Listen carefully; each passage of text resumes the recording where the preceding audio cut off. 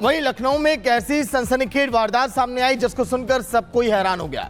जहां पर देखिए चोरों ने बैंक में घुसकर कई सारे लॉकर से पैसे चुराए, लेकिन अब फिलहाल एनकाउंटर किया गया जहां पर देखिए गिरफ्तार किया गया चोरों को। लखनऊ में बैंक चोर को गिरफ्तार किया गया और कई सारे लॉकर को तोड़कर यहां पर सारा जो नकदी था, सामान था, उसको लेकर ये फरार हो गए थे। पुलिस लगातार इनकी तलाश में जुटी थी, लेकिन आज जब सुबह मुठभेड़ हुई तो मुठभेड़ के दौरान एक आरोपी को गोली लगी पैर में। उसके बाद पुलिस ने गिरफ्तार किया, लेकिन अन्य जो अभी फरार हैं उनकी तलाश लगातार पुलिस की टीम कर रही है।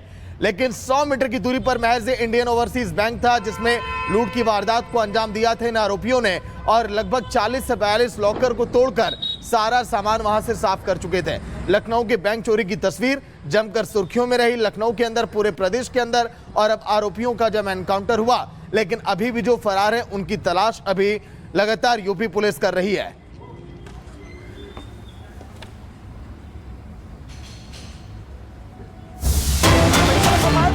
भोपाल में भारी मात्रा में कैश, सोना चांदी मिलने का मामला।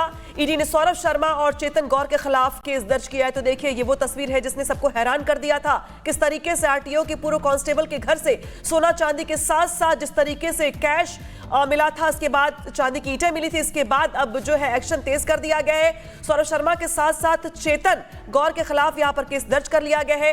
मनी लॉन्ड्रिंग एक्ट के तहत ये केस दर्ज किया गया है। लोकायुक्त के छापे के दौरान भारी मात्रा में कैश, सोना चांदी मिला था, जिसके बाद यहां पर केस दर्ज कर आगे की कार्रवाई शुरू कर दी गई है।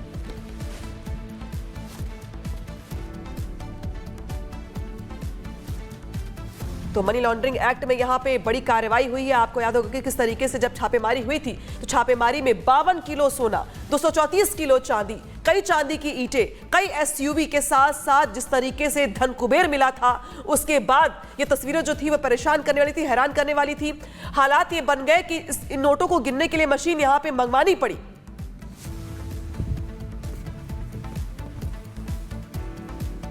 देखिए, मनी लॉन्ड्रिंग एक्ट के तहत ये कार्रवाई की गई, लेकिन आखिर एक कांस्टेबल के यहां इतना कुछ कैसे? लोकायुक्त के छापे में कैश, सोना और चांदी मिला, तस्वीरें हम आपको दिखा रहे हैं। वहीं भोपाल में जिस इनोवा कार से 10 करोड़ कैश और 52 किलो सोना मिला था, वो कार चेतन गौर के घर पर खड़ी थी। देर रात घर से कार को बाहर ले जाते हुए सीसीटीवी फुटेज में देखा गया। फिर उसके बाद कार्रवाई की गई। यह तस्वीर आप देखिए, जब आरोपी पहले गेट को खोला, फिर उसके बाद इसी कार के अंदर वो कैश और सब कुछ, और जंगल में खड़ी कार से जब मिला था 52 किलो सोना, 9 करोड़ कैश, और आईटी की छापेमारी में इस काले खजाने का पर्दाफाश हुआ है। ये तस्वीर देखिए, कार में किस तरह से शख्स लगातार इसमें सामान भरता रहा, कैश इसमें डाला, ये रकम जंगल की तरफ गई और वहां पर कार से बरामद ये की गई है। बड़ी मात्रा में सोना कैश देखकर आयकर विभाग के होश उड़ गए थे।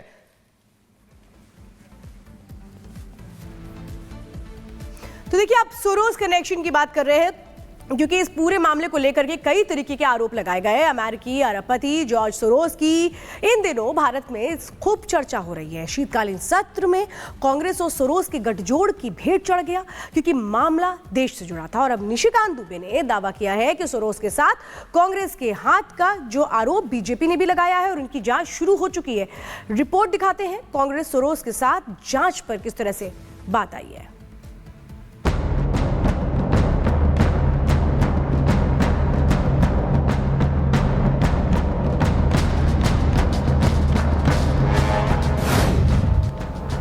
सोरोस साथ, जांच पर आई बात।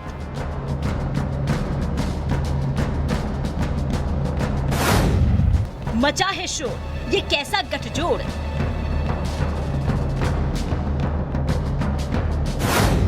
हाथ के लिए सोरोस कांटा। संसद का पूरा शीतकालीन सत्र अगर हंगामे की भेड़ चढ़ा तो उसमें सबसे अहम मुद्दा था सोरोस के साथ कांग्रेस का हाथ, क्योंकि मामला देश से जुड़ा था और बीजेपी ने भारत के खिलाफ रची जा रही विपक्षी साजिश का पर्दाफाश किया था। यही मुद्दा अब हाथ यानी कांग्रेस के लिए कांटा साबित हो सकता है, क्योंकि इसकी जांच होने जा रही है। बीजेपी ने सदन के जरिए देश को बताया था कि कैसे विपक्ष विदेशी टूलकिट के तहत देश को आर्थिक और व्यापारिक रूप से नुकसान पहुंचाने की कोशिश कर रहा है, और इस आरोपों के घेरे में राहुल और सोनिया गांधी समेत कांग्रेस के शीर्ष नेतृत्व थे। ये जो त्रिकोण है, इसमें एक तरफ अमेरिका में बैठे जॉर्ज सोरोस उनकी फाउंडेशन है, कुछ अमेरिका की एजेंसीज भी है। त्रिकोण के एक बहुत बड़ी न्यूज पोर्टल है जिसका नाम OCCRP, organised crime and corruption reporting project, जिसके विषय में आप सब पत्रकार हैं, आप सभी जानते हैं, वह है।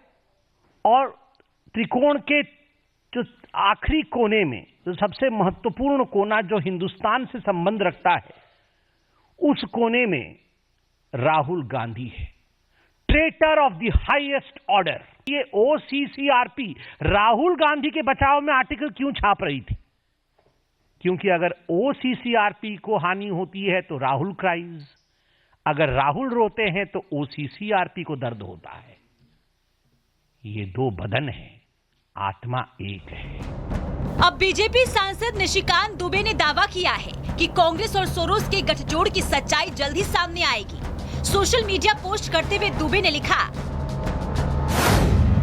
मुझे मिली जानकारी के मुताबिक लोकसभा में मेरे द्वारा पूछे गए जॉर्ज सोरोस, कांग्रेस पार्टी और गांधी परिवार, राजीव गांधी फाउंडेशन के साथ सैम पिट्रोडा की ग्लोबल नॉलेज की जांच शुरू हो गई है।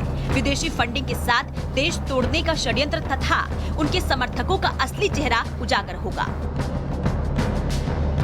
कांग्रेस और सोरोस साथ साथ का संबित पात्रा ने त्रिकोणीय गठजोड़ समझाया था, तो संसद के अंदर सुधांशु त्रिवेदी ने विपक्ष की विदेश की एक गवर्नमेंट ने, रशियन गवर्नमेंट ने ऑफिशियल स्टेटमेंट दिया कि भारत के चुनावों में विदेशी हस्तक्षेप हो रहा है। ऐसा भारत के इतिहास में कभी नहीं हुआ और इसके बाद दूसरी सरकार के द्वारा उसका खंडन किया गया।